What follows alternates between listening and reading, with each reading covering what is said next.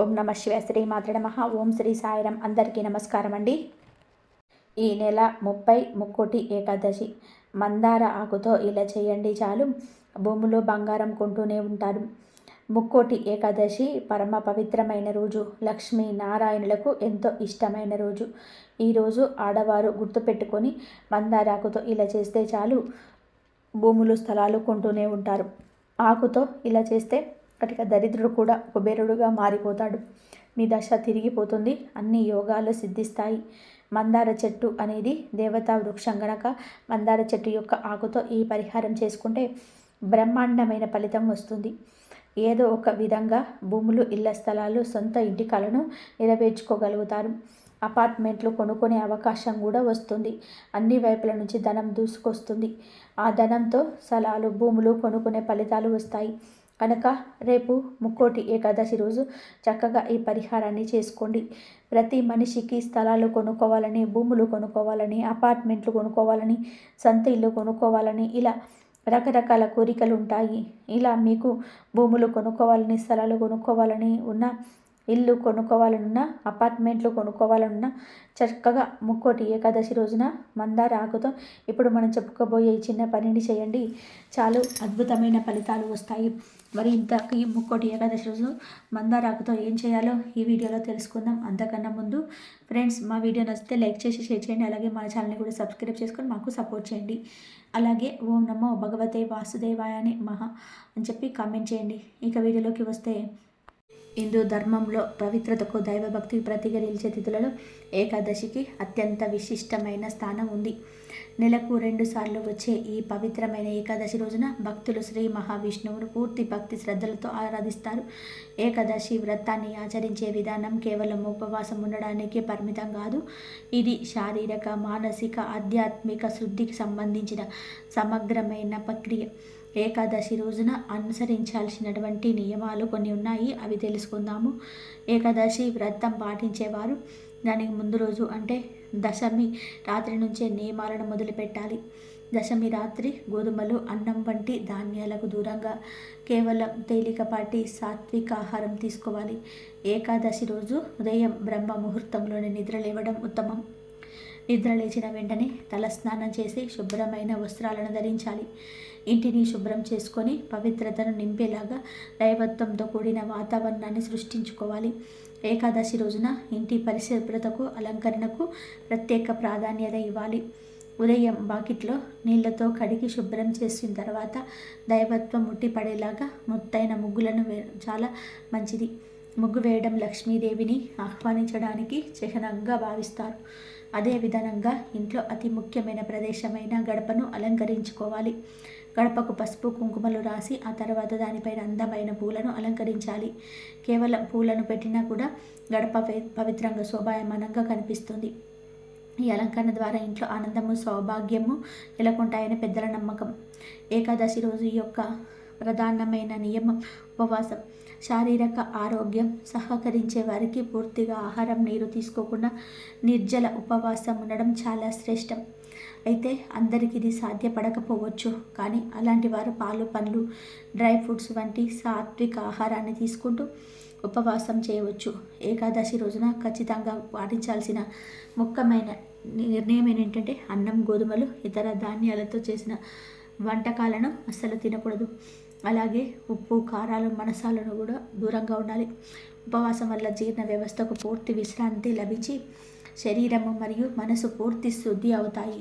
పూజలు, తులసి దళాల పాత్ర చాలా గొప్పది. ఇంటిని అలంకరించిన తర్వాత తులసి కోటను శుభ్రం చేసి దాని దగ్గర దీపారాధన చేసుకోవాలి. అయితే ఏకాదశి రోజున తులసి మొక్కకు సంబంధించిన ఒక ముఖ్యమైన నిర్ణయాన్ని గుర్తుపెట్టుకోవాలి. ఈ రోజున తులసి కూడా ఉపవాసం ఉంటుందని, విశ్రాంతి తీసుకుంటుందని భావిస్తారు. ఏకాదశి రోజున తులసి చెట్టుకు నీరు పోయకూడదు. అలాగే అపవిత్రమైన రోజున తులసి ఆకులను ఉంచకూడదు లేదా తెంపకూడదు.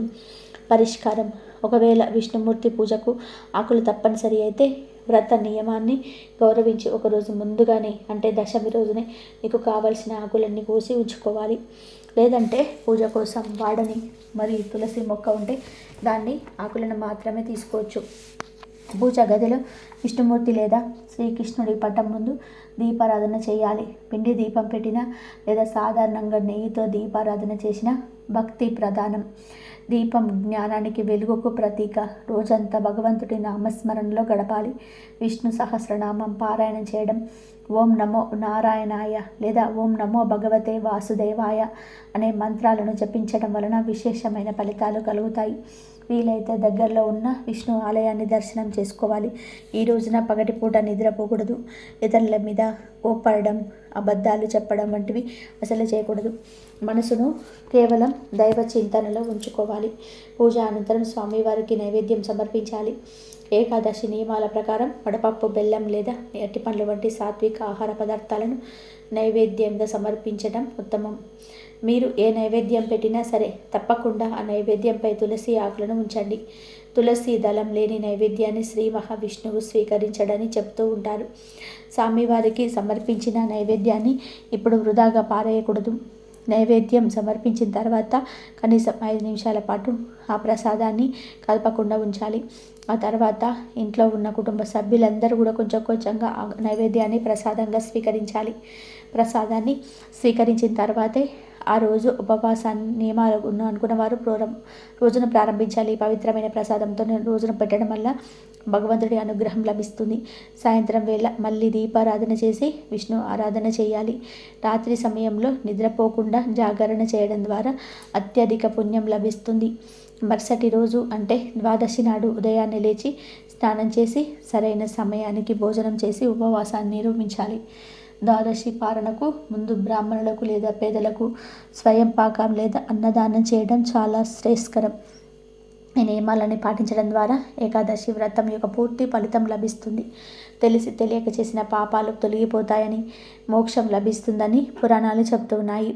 అయితే ఆరోగ్యం సహకరించకపోయినా లేదా ఇతరుల అత్యవసర పరిస్థితుల కారణంగా మీరు ఏకాదశి రోజున ఉపవాసం ఉండలేకపోయినా, అలాగే రాత్రి జాగరణ చేయలేకపోయినా పర్వాలేదు.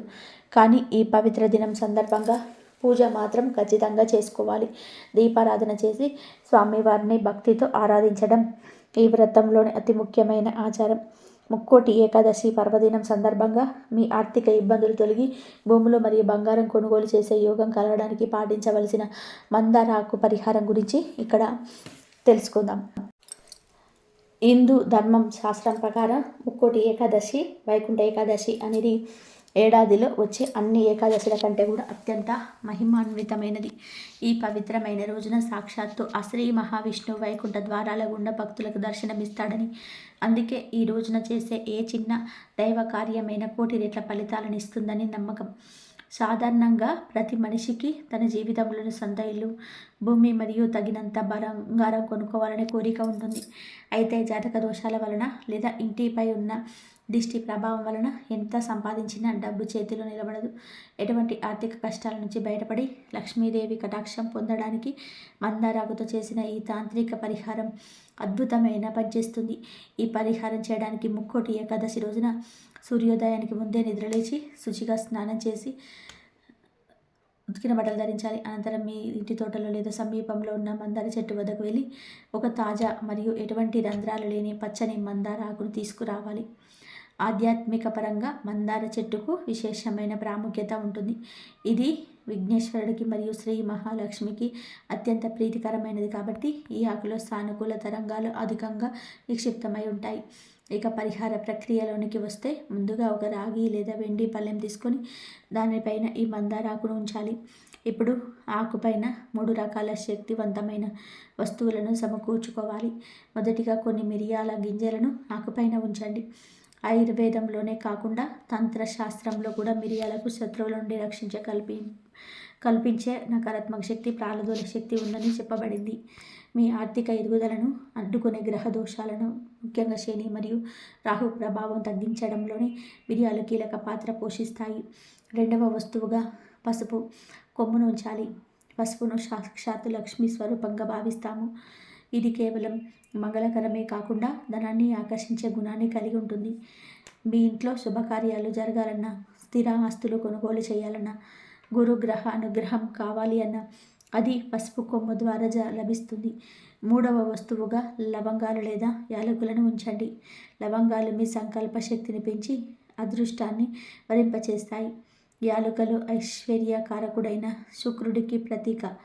ఈ 3 వస్తువులను మందార ఆకుపై ఒక క్రమ పద్ధతిలో ఉంచినప్పుడు ఆ ఆకు మరియు ఈ వస్తువుల కలయిక మీ ఇంటి చుట్టూ ఒక అదృశ్య రక్షణ కవచాన్ని ఏర్పాటు చేస్తుంది. ఈ 3 వస్తువులను అమర్చిన తర్వాత వాటి మధ్యలో ఒక కర్పూరం బిళ్ళ నుంచి వెలిగించాలి. కర్పూరం హారతి ఇవ్వడం వలన గాలిలో ఉన్న సూక్ష్మ క్రిములే కాకుండా దుష్ట ఆలోచనలు మరియు అశుద్ధం కూడా తొలగిపోతుంటాయి. కర్పూరం వెలుగుతున్న సమయంలో ఆ పళ్ళెంను చేతులతో పట్టుకొని మీ ఇలవేల్పును లేదా లక్ష్మీ నారాయణుడు మనసులో ధ్యానిస్తూ మీ కోరికను చెప్పుకోవాలి. ఇప్పుడు ఆ పళ్ళెంలో మీ ఇంటి ప్రధాన ద్వారం వద్దకు వెళ్ళాలి.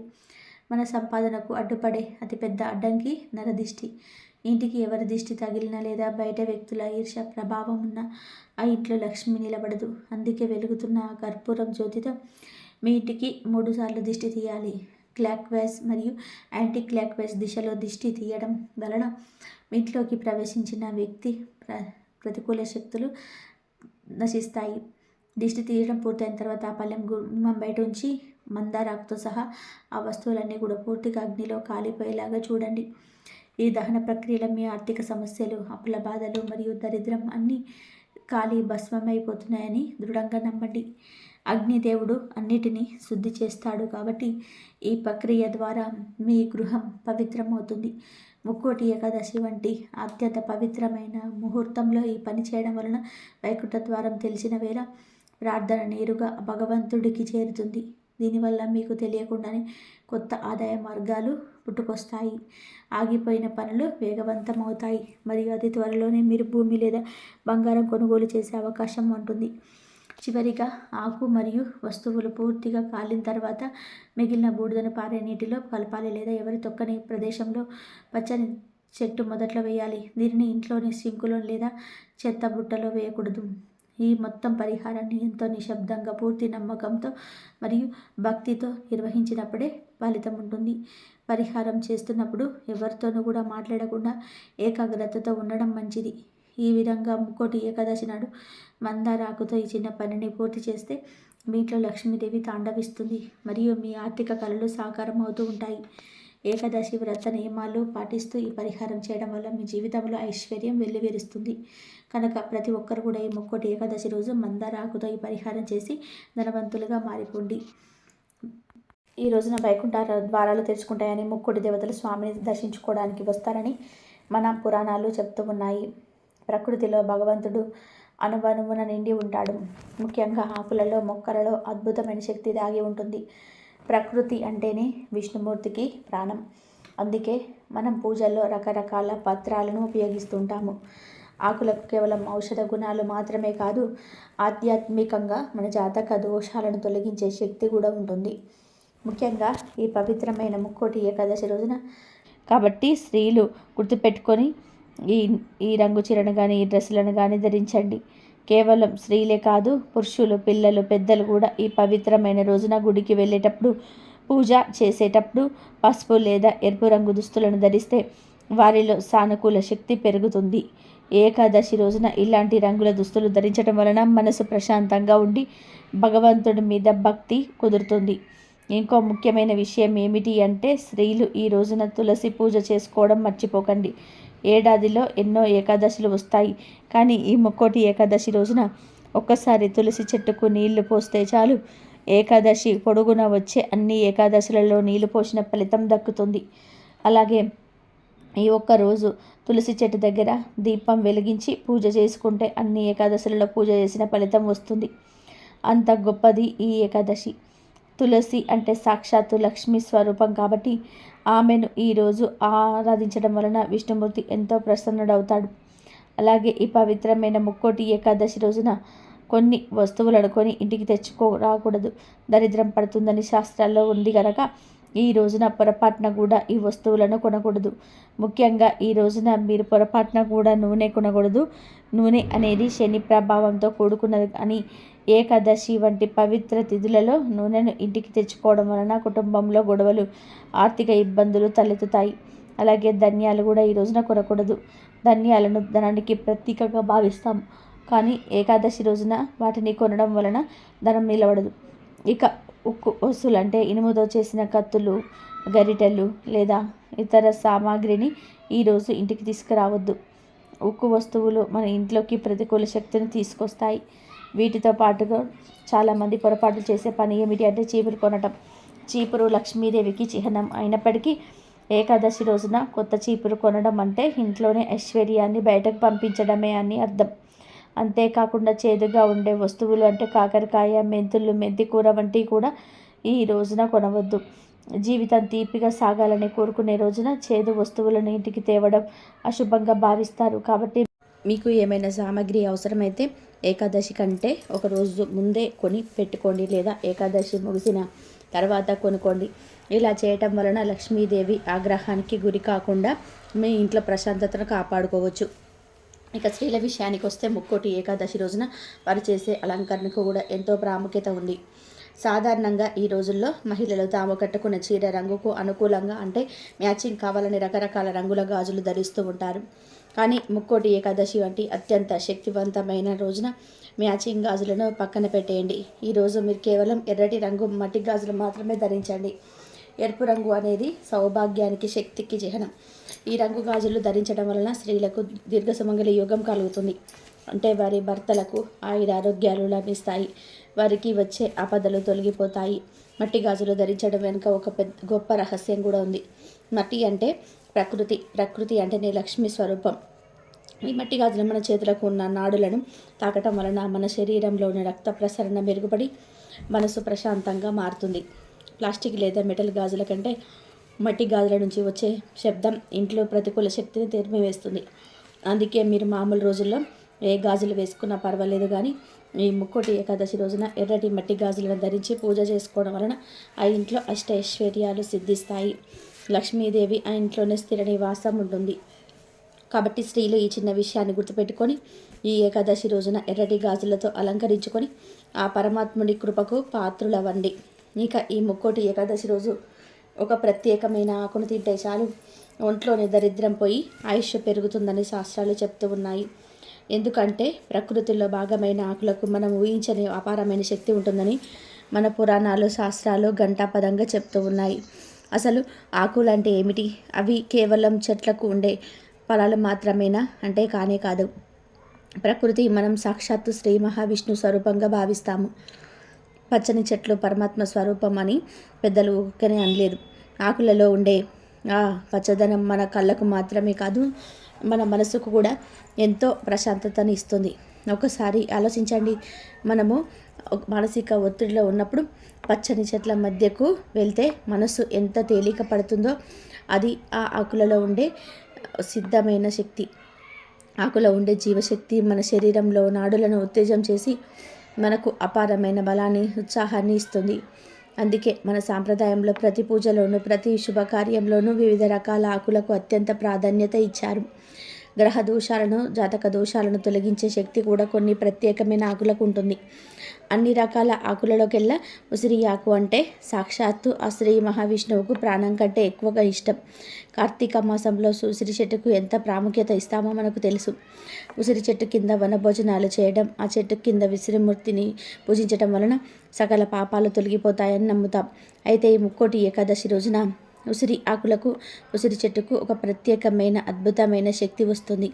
కనుక ఈ ముక్కోటి ఏకాదశి రోజున మీరు ఒక చిన్న ఉసిరి ఆకును స్వీకరిస్తే మీ శరీరంలోని దరిద్రం అంతా పోయి ఆయుష్ పెరుగుతుంది.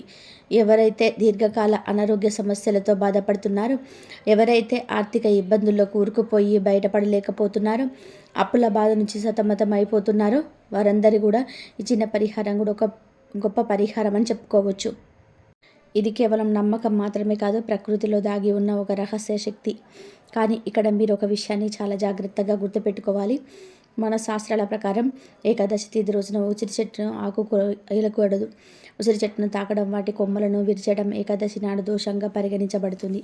కాబట్టి మీరు ముక్కోటి ఏకాదశి రోజున ఆకు తినాలి అంటే ఆకును ఒకరోజు ముందే సిద్ధం చేసుకోవాలి. ముందు రోజు సాయంత్రంలోపే మీరు ఏదైనా ఉసిరి చెట్టు దగ్గరికి వెళ్ళి ఆ చెట్టు కొమ్మ మనసారా నమస్కారం చేసుకోండి. ఓ ఉసిరి చెట్టు తల్లి, రేపు ముక్కోటి ఏకాదశి సందర్భంగా మీ ఆకులను స్వామి ప్రసాదంగా స్వీకరించాలనుకుంటున్నాము. దయచేసి అనుమతించని ప్రార్థించి ఒక చిన్న ఉసిరి రెమ్మను మాత్రమే తెచ్చుకోండి. ఆ తెచ్చిన ఉసిరి ఆకులను ఇంటికి తెచ్చాక మంచినీటితో శుభ్రంగా కడిగి పెట్టుకోండి. ఆ తర్వాత ముక్కోటి ఏకాదశి రోజున ఉదయాన్నే స్నానాది కార్యక్రమాలను ముగించుకొని మీ పూజా గదిలో ఉన్న శ్రీ మహావిష్ణు ఫోటో ముందు కానీ, లేదా రాముడు, కృష్ణుడు, నరసింహస్వామి ఇలా విష్ణుమూర్తి ఏ అవతారంలో ఉన్నా సరే ఆ ఫోటో ముందు ఈ ఉసిరి ఆకులను ఉంచండి. ఈ ఆకులను స్వామి పాదాల దగ్గర ఉంచి ఒక 5 నిమిషాల పాటు కళ్ళు మూసుకొని ప్రసాదంగా ధ్యానించండి. ఓం నమో నారాయణాయ అనే మంత్రాన్ని మనసులో జపించండి. మీరు పూజల్లో ఉంచిన ఆ 5 నిమిషాల సమయంలో ఆ ఉసిరి ఆకుల దైవిక శక్తి గ్రహిస్తాయి. పూజ పూర్తయిపోయిన తర్వాత ఆకులను సాక్షాత్తు ఆ నారాయణుడే ప్రసాదంగా భావించి స్వీకరించాలి. ఈ ప్రసాదాన్ని ఇంట్లో ఉన్న వాళ్ళు ఎవరైనా తీసుకోవచ్చు. కేవలం మీరు మాత్రమే కాకుండా మీ కుటుంబ సభ్యులందరికీ కూడా ఈ ఆకులను ఇవ్వండి. ఒక్కొక్కరు ఒక 5 చిన్న ఉసిరి ఆకులను తీసుకుంటే సరిపోతుంది. ఉసిరి ఆకులు పరిణామంలో చాలా చిన్నవిగా ఉంటాయి కాబట్టి తినడం పెద్ద కష్టమేమీ కాదు. అయితే కొంతమందికి ఆ వగరు రుచి నచ్చకపోవచ్చు. ముఖ్యంగా పిల్లలు తినడానికి కొంచెం ఇబ్బంది పడవచ్చు. అలాంటప్పుడు ఆకుల మీద కొంచెం తేనె కానీ, లేదా చిన్న బెల్లం ముక్క కానీ, లేదంటే కొంచెం పంచదార కానీ వేసుకొని తినవచ్చు.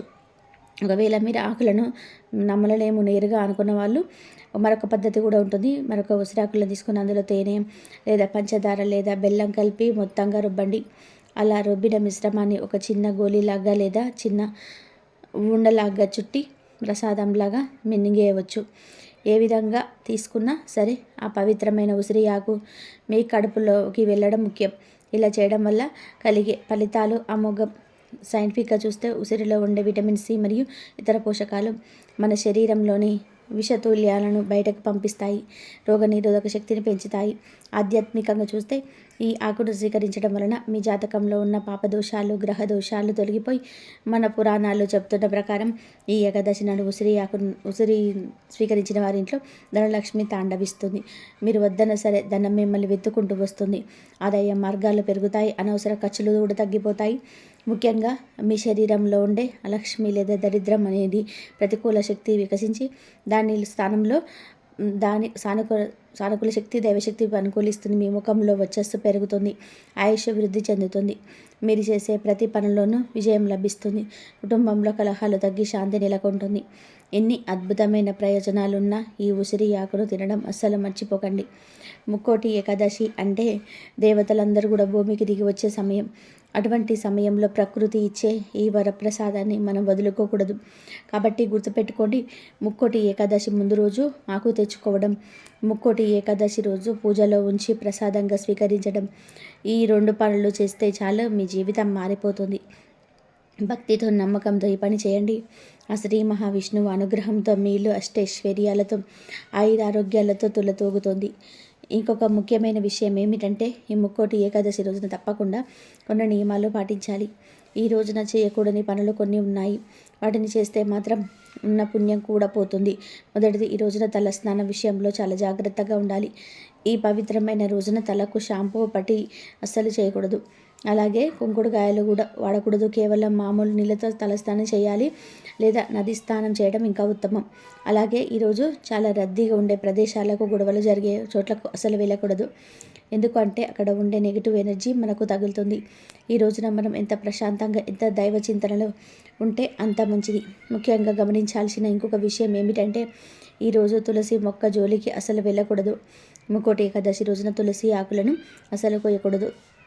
తులసి దళాలు విష్ణువుకు ప్రీతికరమే, కానీ వాటి ముందు రోజే కోసి పెట్టుకోవాలి తప్ప ఏకాదశి రోజున చెట్టును తాకడం కానీ, ఆకులు తెంపడం కానీ మహాపాపం. అలాగే ఈ రోజున ఇంట్లో గొడవలు పడడం, అబద్ధాలు చెప్పడం, ఇతరులను దూషించడం వంటివి చేస్తే మనం చేసిన పూజ అంతా కూడా బూడిదల పోసిన పన్నీరే అవుతుంది. ఈ రోజున ఉపవాసం ఉండగలిగితే చాలా మంచిది. ఒకవేళ ఆరోగ్యం సహకరించని వారు పలహారాలు తీసుకోవచ్చు, కానీ అన్నం మాత్రం తినకూడదు. ఉల్లి, వెల్లుల్లి, మసాలాలు ఈ రోజున పూర్తిగా మానేయాలి. సాత్విక ఆహారం మాత్రమే తీసుకోవాలి. ఇక ఈరోజు స్త్రీలు చేయాల్సిన ఒక అద్భుతమైన పని ఉంది. అదే గోరింటాకు పెట్టుకోవడం. సాధారణంగా ఆషాఢంలోనే గోరింటాకు పెట్టుకుంటాం, కానీ ఈ ముక్కోటి ఏకాదశి రోజున గోరింటాకు రుబ్బి స్త్రీలు తమ చేతులకు పెట్టుకుంటే వారికి దీర్ఘ సుమంగళి యోగం ప్రాప్తిస్తుంది. అంటే భర్త ఆయుష్ పెరుగుతుంది, దాంపత్య అనన్యంగా ఉంటుంది. అంతేకాదు ఎవరైతే సొంత ఇల్లు లేదా భూములు కొనాలని ప్రయత్నం చేస్తున్నారో వారు ఈరోజు గోరింటాకు పెట్టుకుంటే వారికి భూములు కొనే యోగాలు కలుగుతాయని శాస్త్రం చెబుతుంది. శ్రీమన్నారాయణుని చేతిలో ఉండే శంకుచక్రాలు ఎంత పవిత్రమో స్త్రీల చేతికి ఉండే గోరింటాకు కూడా అంత లక్ష్మీప్రదమైనది. అంతేకాదు ఈ ముక్కోటి ఏకాదశి రోజున మీరు బజార్కు వెళ్ళి ఉప్పును కానీ పసుపును కానీ కొని ఇంటికి తీసుకొచ్చుకోండి. మనం మామూలుగా ఎప్పుడు పడితే అప్పుడు సరుకులు తెచ్చుకుంటాం, కానీ ఈ విశేషమైన రోజున గల్లుడుప్పు ప్యాకెట్ని కానీ లేదా మంచి పసుపు ప్యాకెట్ని కానీ తెచ్చి దేవుడి దగ్గర పెట్టి అక్కడ వంటల్లో వాడడం మొదలు పెడితే ఆ సంవత్సరం అంతా లక్ష్మీదేవి మీ ఇంట్లోనే స్థిర నివాసం ఉంటుంది. ఉప్పు లక్ష్మీ స్వరూపం, పసుపు మంగళకరమైన వస్తువు. ఈ రెండు ఈ పర్వదినాన్ని ఇంటికి రావడం అంటే సాక్షాత్తు ఆ లక్ష్మీనారాయణ మీ ఇంటికి వచ్చినట్టే లెక్క. కాబట్టి ఈరోజు ఉప్పు ప్యాకెట్ లేదా పసుపు ప్యాకెట్ని కొని తెచ్చుకోవడం మర్చిపోకండి. కేవలం 10-20 రూపాయలతో పోయేది, కానీ వచ్చే ఫలితం మాత్రం కోట్లలో వస్తుంది. డబ్బులు లేక ఇబ్బంది పడేవారు, అప్పుల బాధలు ఉన్నవారు చిన్న పని చేసి చూడండి, మీ ఆర్థిక పరిస్థితుల మార్పు మీకే తెలుస్తుంది.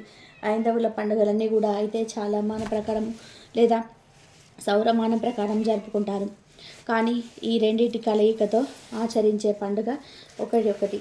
అదే ముక్కోటి ఏకాదశి. సూర్యుడు ధనుసు రాశిలో ప్రవేశించిన తర్వాత వచ్చే ఏకాదశి రోజున ముక్కోటి ఏకాదశిని జరుపుకుంటారు.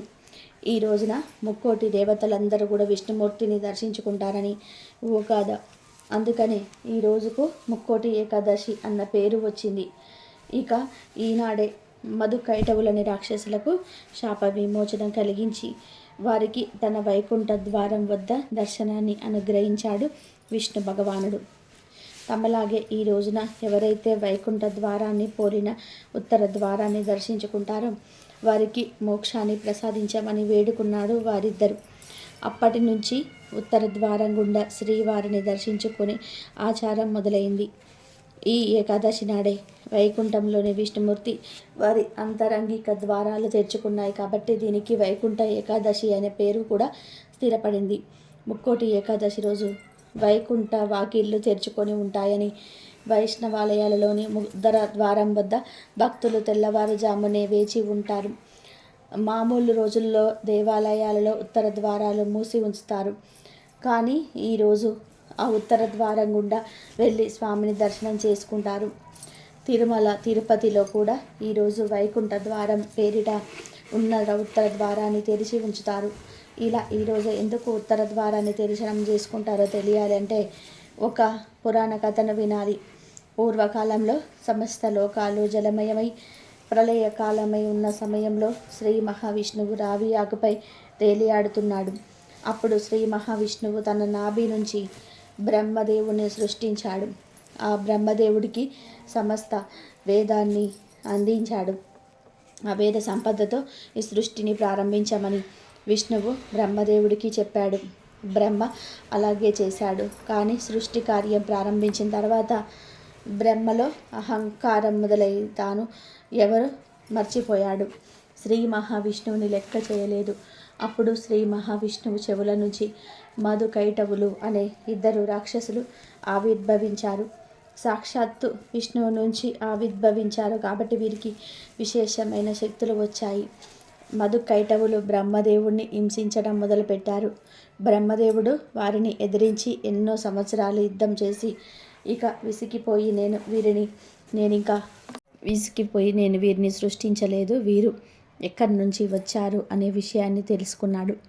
అప్పుడు బ్రహ్మ అహంకారం తొలగి శ్రీ మహావిష్ణువు దగ్గరికి వెళ్ళి శరణు వేడాడు. అప్పుడు శ్రీ మహావిష్ణువు ఇలా అన్నాడు: బ్రహ్మదేవ, అహంకారం వలన నీకు ఎన్నో కష్టాలు వచ్చాయో చూసావా? అయినా సరే నేను నిన్ను రక్షిస్తాను అని చెప్పి మధు కైటవులను పిలిచి వారితో ఎలా అన్నాడు: మానవులారా, మీరు నా నుంచి ఆవిర్భవించారు కాబట్టి ఈ రాక్షస తత్వం వదిలి ఏదైనా సరే మంచి వరం కోరుకోమని అంటాడు. కానీ మధు కైటవులు విష్ణువుతో, మీరు మాకు వరం ఇవ్వడం ఏమిటి? మేమే మీకు వరం ఇస్తాము, కోరుకో అని అన్నారు. అప్పుడు వారి అహంకారం చూసి శ్రీ మహావిష్ణువు, అయితే నేను నా కోరిక కోరుతున్నాను, మీరు నా చేతిలో చచ్చిపోండి అని కోరుకున్నాడు. దానికి మధు కైటవులు ఇలా అన్నారు: సరే, అయితే మీ చేతులలో మేము మరణిస్తాము, కానీ నువ్వు మాతో ద్వంద్వ యుద్ధం చేయాలని చెప్పారు. శ్రీ మహావిష్ణువు దానికి అంగీకరించాడు. అస్త్రాలు లేకుండా చేతులతో పీడుగుద్దులతో వారి మధ్య యుద్ధం జరిగింది. అలా వారు శ్రీ మహావిష్ణువు స్పర్శ తగిలి ఎంతో ఆనందం పొందారు. అప్పుడు మాధవకైటవులకు ఒక ఆలోచన వచ్చింది. శరీరాన్ని తాకితేనే ఇంత ఆనందంగా ఉంటే వైకుంఠంలో ఉంటే ఇంకెంత ఆనందంగా వస్తుందో కదా అని అనుకొని శ్రీ మహావిష్ణువుతో మాకు ఒకే ఒక్క వరం కావాలి, మమ్మల్ని వైకుంఠ లోకాలకు తీసుకువెళ్ళండి, ఎప్పుడు మీతో ఉండే వరాన్ని ఇవ్వండి అని విష్ణుమూర్తిని కోరారు. అప్పుడు శ్రీ మహావిష్ణువు ఇలా అనుకున్నాడు, వీళ్ళు రాక్షసులు కదా, వీరిని వైకుంఠం తీసుకొని వెళ్ళడం న్యాయమేనా, లోకానికి ఇబ్బందికరంగా మారుతుందేమోనని ఆలోచించి వైకుంఠానికి ఉండే ఉత్తర ద్వారాన్ని తెరిపించాడు. ఆ ద్వారం గుండా శ్రీ మహావిష్ణువును దర్శించుకున్న మధుకైటవులు ఆ శ్రీ మహావిష్ణువులో ఐక్యమయ్యారు. మధుకైటవులు విష్ణుమూర్తిలో లీనం అవుతూ మరో వరం కోరుకున్నారు. ఏ భక్తులైతే ముక్కోటి ఏకాదశి రోజున ఉత్తర ద్వారం నుండి మిమ్మల్ని స్మరిస్తూ మిమ్మల్ని దర్శనం చేసుకుంటారో వారికి కూడా మోక్షం ప్రసాదించమని కోరుకుంటారు. దానికి శ్రీ మహావిష్ణువు కూడా అంగీకరిస్తాడు. ముక్కోటి ఏకాదశి రోజున దేవతలు కూడా ఉత్తర ద్వారం గుండా స్వామివారిని దర్శించుకొని మోక్షాన్ని పొందుతారు. అప్పటి నుంచి ధనుర్మాసంలో వచ్చే మొదటి ఏకాదశి అయినటువంటి ముక్కోటి ఏకాదశి రోజు ఇలా భక్తులు ఉత్తర ద్వారం కూడా శ్రీ మహావిష్ణువుని దర్శించుకొని మోక్షాన్ని పొందుతారు. ఇదే వైకుంఠ ద్వార దర్శనం వెనుక ఉన్న కథ. ఈ ఏకాదశి రోజు మీరు గుడికి వెళ్ళినప్పుడు ఆ గుడిలోనే ఉండిలో ధనంతో పాటు ఒక యాలక్కాయను కూడా వేయండి. అలా వేయడం వలన మీ ఇంట్లో శుభకార్యాలు జరుగుతాయి. ఎవరైతే ఇంట్లో అసలు శుభకార్యాలు జరగటం లేదు అని బాధపడుతుంటారో వారు ఈ రోజున గుడికి వెళ్ళినప్పుడు గుడి ఉండిలో మీరు వేసే ధనంతో పాటుగా ఒక యాలక్కాయను కూడా వేయండి. ఖచ్చితంగా కూడా మీ ఇంట్లో త్వరలోనే ఏదో ఒక శుభకార్యం అయితే జరిగి తీరుతుంది. అదేవిధంగా ఈ ఏకాదశి రోజు తప్పనిసరిగా కూడా ఒక్కసారైనా సరే ఇంట్లో శంఖాన్ని ఊదాలి. శంకు శబ్దం ఎక్కడ ఉంటుందో అక్కడ లక్ష్మీ నారాయణులు ఉంటారని శాస్త్రాలు చెప్తూ ఉన్నాయి. కనుక ఈరోజు ఒక్కసారైనా సరే ఇంట్లో శంఖాన్ని ఊదండి. ఒకవేళ మీ దగ్గర శంఖం లేకపోతే ఈ ఏకాదశిలోపు ఒక శంఖాన్ని అయితే తెచ్చుకొని పూజ గదిలో పెట్టుకోండి.